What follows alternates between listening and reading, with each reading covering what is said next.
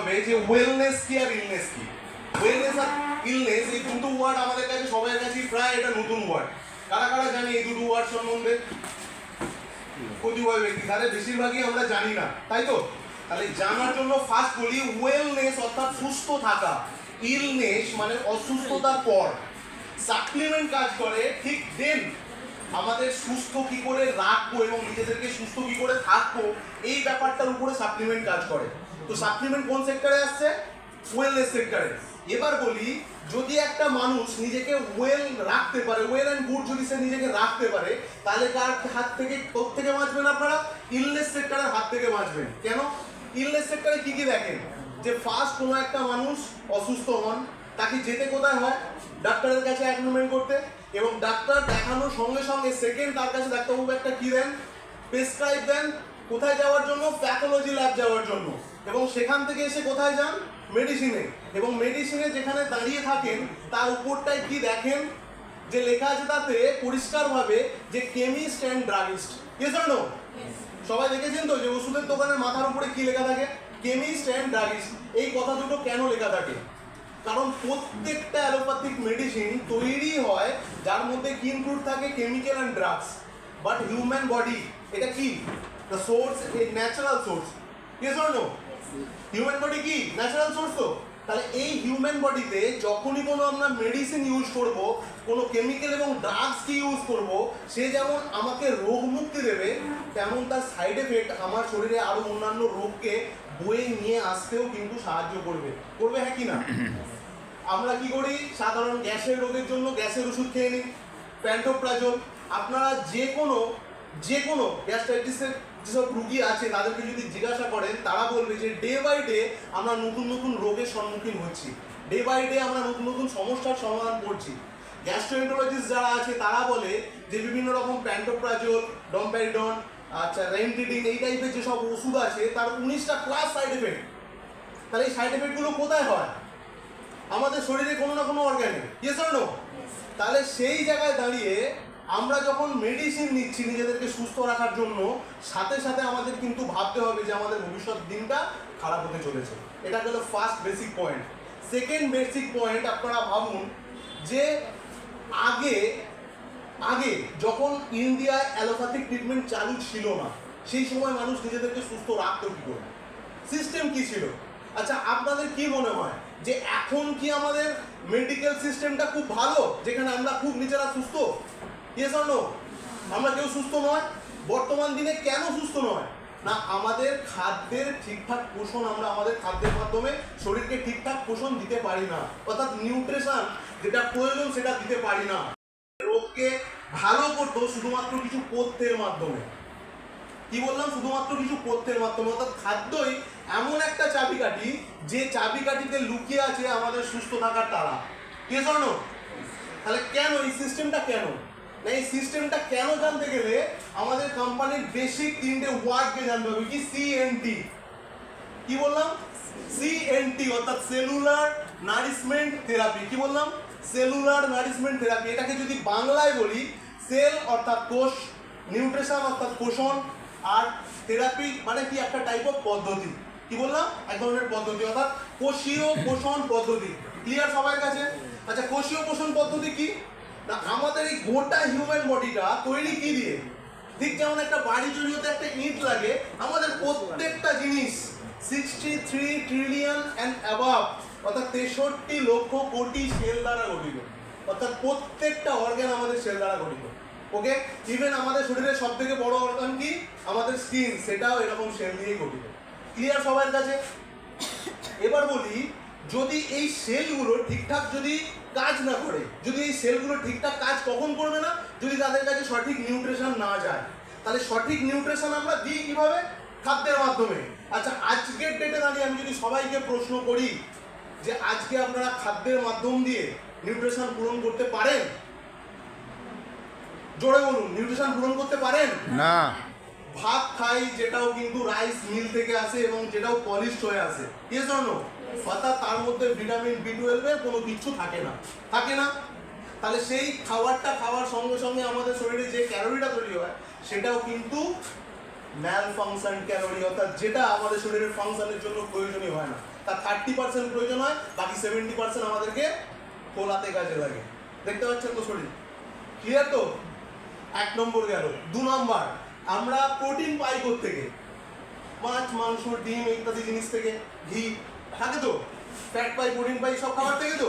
এই ফ্যাট প্রোটিনের সোর্সগুলো আপনারা জানেন, যে মুরগি মানে পোলট্রির ফার্মে চালু হয় সেই মুরগিটা তৈরি হয় কত দিনে? 30-32 দিনে। তাহলে এর মধ্যে থাকে কি? প্রোটিন। এর মধ্যে থাকে কি? ফ্যাট। থাকে কি? তাহলে কি থাকে এর মধ্যে? বীজ থাকে, যেগুলো আমাদের নিউট্রিশনের ঘাটতির প্রধান কারণ। আচ্ছা, এগুলো গেল তো প্রোডাক্টিভ ফুড। আরও বলছি, আমরা যে কৃষিজ পণ্যদ্রব্য যেগুলো জমিতে তৈরি হয়, আজ বলুন যে কিভাবে চাষিরা সেখানে বিভিন্ন রকম ওষুধপত্র, সেখানে কিভাবে বিভিন্ন রকম রাসায়নিক ফার্টিলাইজার ইউজ করছে। আচ্ছা, আমাদের মধ্যে কার কার মনে হয় যে এই খাদ্যের মাধ্যমে আমরা সুস্থ থাকতে পারবো? কার কার মনে হয়? একজনেরও মনে হয় হলে হয় না। এটাই ব্যাপার, এবং এটা প্রমাণিত। ডক্টর সুমারির মতো স্যার, তারা জার্মান থেকে ইন্ডিয়ান ফুড স্ট্রাকচারকে যখন অ্যানালাইজ করে, সেখান থেকে ওনারা একটাই জিনিস দেখতে পায় যে ইন্ডিয়ার যে খাদ্য ইন্ডিয়ান পিপল খায় তার মাত্র 30% তারা তাদের নিজেদের নিউট্রিশনকে পূরণ করতে পারে, 70% কি হয়? অভাব। ক্লিয়ার? তাহলে এই 70% ঘাটতি আমাদের কি দেবে? অসুখ দেবে, রোগ দেবে, আপনাদের অসুস্থকে আমাদের থেকে, সুস্থতাকে আমাদের থেকে দূরে সরাবে। কেন? কারণ আপনার সেলগুলো দিনের পর দিন কার্যক্ষমতা হারাচ্ছে because of lack of nutrition. Clear? কারো কিছু বুঝতে অসুবিধা এখানটা? সব ঠিকঠাক তো? এবার ভাবুন যে এই ঘাটতিটা কিভাবে আপনারা লক্ষ্য করতে পারবেন? একদিনে, 2 দিনে, 3 দিনে? কখনোই নয়। মিনিমাম 10 থেকে 12 দিন সময় লাগে এই ঘাটতিটা আপনাদের বুঝতে, যে এই ঘাটতিটা আপনার শরীরে জখম কোথায় করলো। আজকের ডেটে দাঁড়িয়ে 23, 24, 25 বছর ছেলেরা কি গ্লাইসেমিক হেলথ তাদের খারাপ, অর্থাৎ সুগার রোগী। আজকের ডেটে দাঁড়িয়ে 30-32 সব মা বোনেরা তারা কি করছে? খোঁড়াচ্ছে। ঠিক আছে? কেন? বিকজ অফ খাদ্যের অভাব, নিউট্রিশনের অভাব। আজকের ডেটে দাঁড়িয়ে 40-45 বছরের মধ্যে এরকম অল্প বয়স্ক বহু রোগী, মানে বহু মানুষকে আমরা দেখেছি যারা হার্ট অ্যাটাকে মারা যাচ্ছে। কেন? হার্টও একটা সেল দিয়ে গঠিত, সেখানেও তার খাদ্যের অভাব। ক্লিয়ার? তাহলে আমাদের রোগের মূল কি? রোগের মূল কি? নিউট্রিশন। তাহলে আমরা ওয়েলনেস সেক্টরে যদি ফিরতে চাই, করতে কি হবে? ঠিকঠাক নিউট্রিশনকে কমপ্লিট করতে হবে। ক্লিয়ার সবাই? তাহলে এই নিউট্রিশন কমপ্লিট করব কোন উপায়ে? কোন উপায়ে? নিজেরা চাষ করব, নিজেরা ফসল ফলাবো, সবকিছু কাজকর্ম ছেড়ে দিয়ে খাদ্যের দিকে মন দেবো? সম্ভব? সম্ভব নয়। আজকের ডেটে দাঁড়িয়ে মানুষের স্পিডটাই মানুষের কাছে সব থেকে বেশি। কি জন্য? যে মানুষ খাবর, যে মানুষের স্পিড নেই, সে মানুষ নেক্সট ডে অনেকের থেকে পিছিয়ে পড়বে, একজন আধজন নয়। ছুটতে আরম্ভ করে জন্মানোর সঙ্গে সঙ্গে সবাই, কিন্তু 95% মানুষকে আমরা দেখেছি পিছিয়ে পড়তে, 5% মানুষ এগিয়ে যায় because of their speed. Clear? Speed কি করে? একটা মানুষকে অন্য মানুষের থেকে ডিফারেন্সিয়েট করে এবং আগিয়ে নিয়ে যায়। কি জন্য? তাহলে আপনার নিজের জীবনের স্পিডটাকে যদি ধরে রাখতে হয়, তাহলে ফার্স্ট আপনার শরীরকে সুস্থ রাখতে হবে। এই জন্য তাহলে তার জন্য আমরা সবকিছু কাজ ছেড়ে দিয়ে নিজের নিউট্রিশনে ধ্যান দিতে পারি না।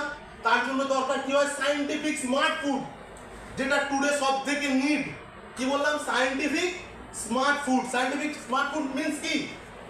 যে খাদ্যটা আমরা রেডি টু প্রোডাক্ট পাবো এবং যেটা খাওয়ার সঙ্গে সঙ্গে আমাদের 70% যে ঘাটতি নিউট্রিশনটা চলছে সেটাকে সিস্টেমেটিকলি আমাদের শরীরকে কি করব? ফুলফিল করতে পারবো। Yes or no?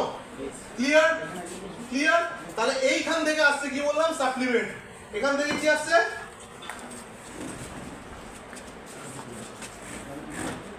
দেখুন এখানে নেক্সট স্লাইডে কি দেখতে পাচ্ছেন? 15 থেকে 25 বছর বয়স, 24 বছর, এরা কি দেখতে পাচ্ছেন? Healthy and look good. আর তারপরে মধ্যে 25 থেকে 65 বছরের মধ্যে তারা কি দেখতে পাচ্ছেন? তারা বিভিন্ন রকম আস্তে আস্তে ডিজিজ ট্র্যাপে পড়ছে। Yes or no? তাহলে এই সমস্ত ট্র্যাপের হাত থেকে বাঁচতে গেলে আমাদেরকে কি করতে হবে? সায়েন্টিফিক স্মার্ট ফুড অর্থাৎ সাপ্লিমেন্টের দিকে নজরে আসতে হবে। এবার আপনাদেরকে নেক্সট আমি যে জিনিসটা নিয়ে বলতে চলেছি সেই জিনিসটা হলো, আপনারা ভাবুন যে আজকের ডেটে দাঁড়িয়ে সেই মানুষই কিন্তু সেরা হতে পারে যার দূরদৃষ্টি সম্পন্ন ব্যক্তি। যে হবে দূরদৃষ্টি সম্পন্ন ব্যক্তি। এই কথাটার অর্থ কি? যে নেক্সট ডেট মানুষের কি করণীয়, তাদের বাঁচার জন্য কি উপায় নিজেদেরকে বার করতে হবে, এবং এই বাঁচতেও হবে, নিজেকে ভালো রাখতেও হবে, এবং তার সঙ্গে সঙ্গে একটা ভালো আর্নিং এরও প্রয়োজন হয়। তাহলে নেক্সট ডেটে আপনারা সবাই জানেন যে হেলথ একটা এমন সেগমেন্ট, যে হেলথ সেগমেন্ট মানুষকে সব থেকে বড় বিজনেস দিতে পারে। Yes or no? সব থেকে বড় বিজনেস কে দেবে? Health segment. কারণ এখন বর্তমান দিনে এটাই হলো সব থেকে বড় কাজের রাস্তার জায়গা। Yes or no? তাহলে সেই জায়গায় দাঁড়িয়ে যদি প্রপারলি কোনো ব্যক্তি মনে করে যে আমি আমার ফ্যামিলিকে সুস্থ রাখবো এবং তার সাথে সাথে আমি একটা বিজনেস অপরচুনিটিও পাবো, যেখান থেকে আমি আমার নিজের ইকোনমিক্যাল হাবটাকেও কি করতে পারবো, ইকোনমিক্যাল হাঙ্গারটাকেও আমি কমপ্লিট করতে পারবো। Yes or no? তাহলে সেইটাকেও আমরা ম্যানিপুলেট করতে পারবো নিজেদের জন্য। তার জন্য আজকে কিন্তু ভেস্টিজ আপনাদের কাছে একটা গ্রেট প্ল্যাটফর্ম। তো সবাইকে বলবো ভেস্টিজ মার্কেটিং প্রাইভেট লিমিটেডের জন্য একটা বিগ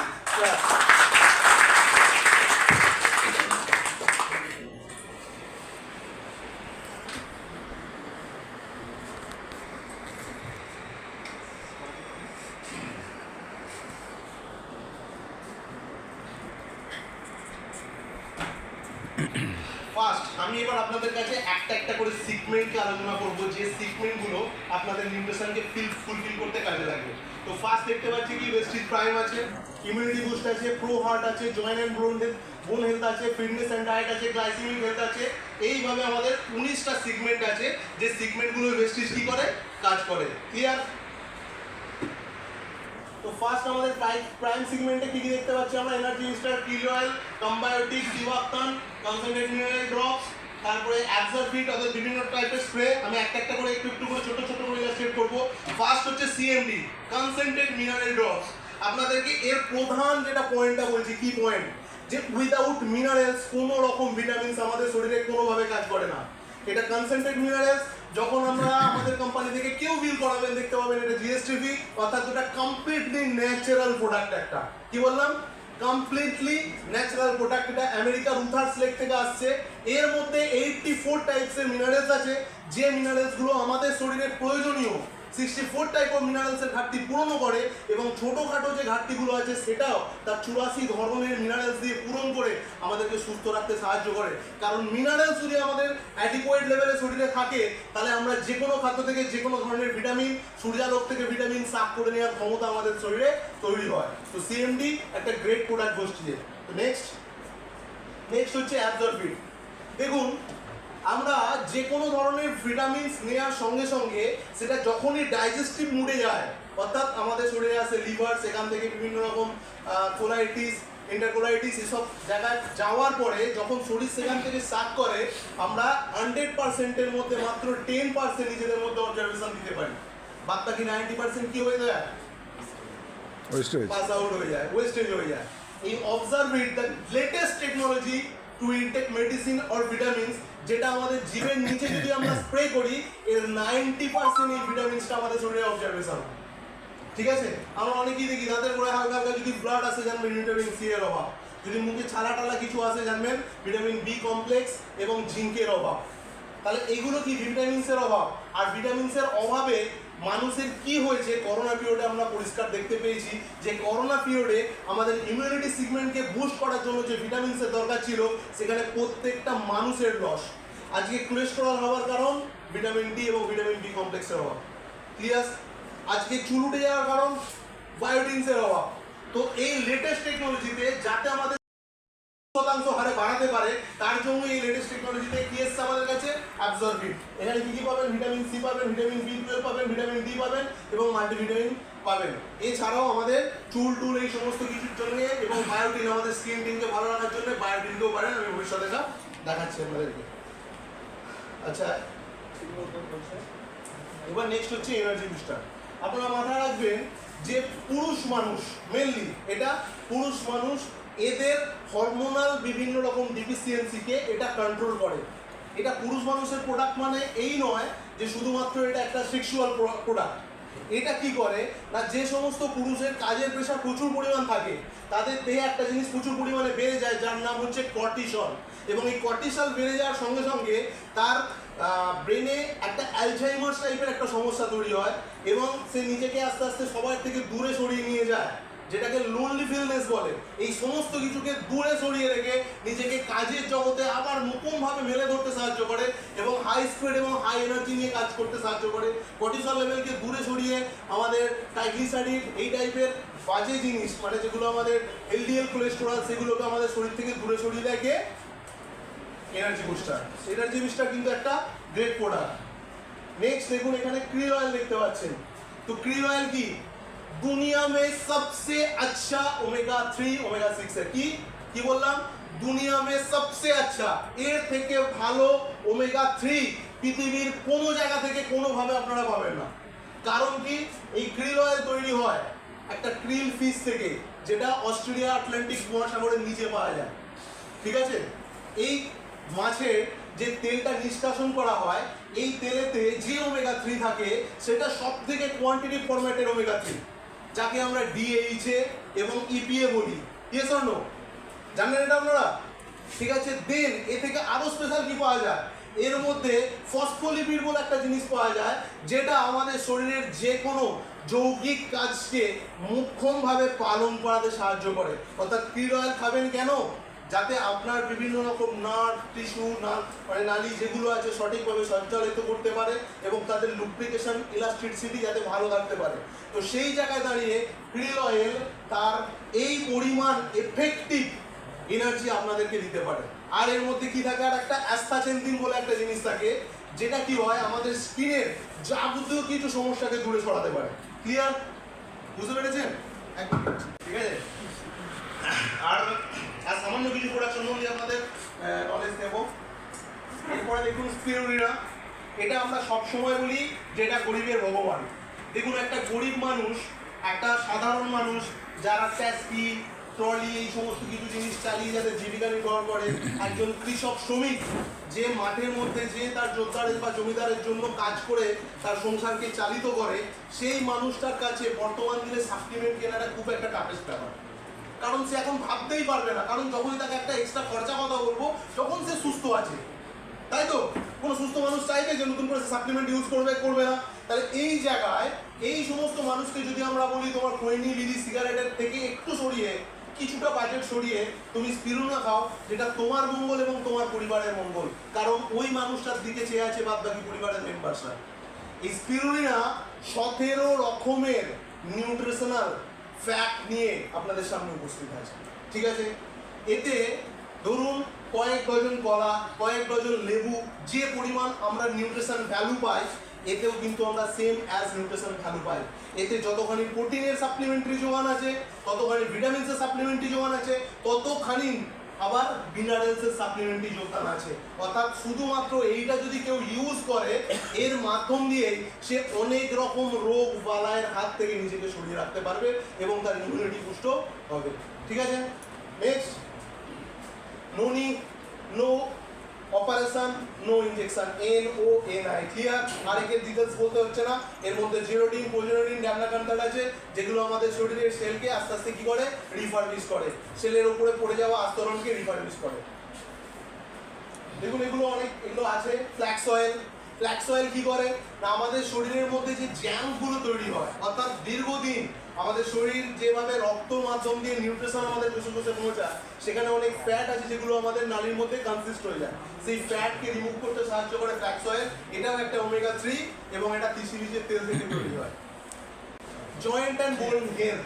আচ্ছা, সবাইকে জিজ্ঞাসা করি, আপনারা তো জন্মের পর যখন ভগবান আপনাদেরকে বোনস দিয়েছে, যে হাড় দিয়েছে, 18 বছরের মধ্যে যে হাড় আপনাদের পরিপূর্ণ হয়ে গেছে, সেই হাড়টা আস্তে আস্তে যায় কোথায়? কেন আবার আপনারা কুচকে যান, দুমড়ে যান, মুচড়ে যান? কেন? কোনোদিন প্রশ্ন করেছেন নিজেদেরকে যে কেন এটা হয়? জানেন কেন? কেউ বলতে পারবেন? এটা আমি খুব ইন্টারেস্টিংলি বলি, কারণ আজকের ডেটে দাঁড়িয়ে মানুষের চিন্তা ভাবনার ভুল, তাদের শিক্ষার ভুল তাদেরকে কতটা পিছিয়ে দেয় আপনারা এক্ষুনি জানতে পারবেন। দেখুন, আমাদের প্রত্যেকটা হাড়, দাঁত, চুল, নখ, এগুলো সব ক্যালসিয়াম দিয়ে তৈরি, এবং যেটা তৈরি হয়েছে কখন? যখন আমরা জন্মেছি, তারপর থেকে এটা তৈরি হতে হতে হতে আমরা পূর্ণাঙ্গতা যখন লাভ করেছি, তার মধ্যে এটা কমপ্লিট। তাহলে এটা যখন কমপ্লিট হয়ে গেল, তাহলে আবার ক্ষয়লো কেন? অত্যাধিক চলা হাঁটার জন্য কি ক্যালসিয়ামে ক্ষয়ে যায়? শরীরে হাড় ক্ষয়ে যায়? তাহলে আপনাদের কি কেউ যুক্তি দিত যে ব্যায়াম করুন যাতে আপনাদের হাড় সুস্থ থাকবে? এরকমটা হতো? হতো না। আপনাদের কাছে ইনফরমেশন দিই যে আমাদের শরীরে ক্যালসিয়ামটা প্রয়োজন হয় আমাদের হার্টের আর ব্রেনে। ক্যালসিয়াম প্রয়োজন কার হয়? হার্টের আর ব্রেনে। হার্ট যে পাম্পিং সিস্টেমের মাধ্যমে আমাদের কোষে কোষে রক্ত সংবহন করছে। এবার বলুন, ডে বাই ডে আমরা খাদ্য থেকে যদি ক্যালসিয়াম না দেন শরীরকে, কি করবে শরীর? হার্ট কি বলবে যে আমি ক্যালসিয়াম পাচ্ছি না, কাজ করে বন্ধ করে আজকে স্ট্রাইক করে দিই? সম্ভব?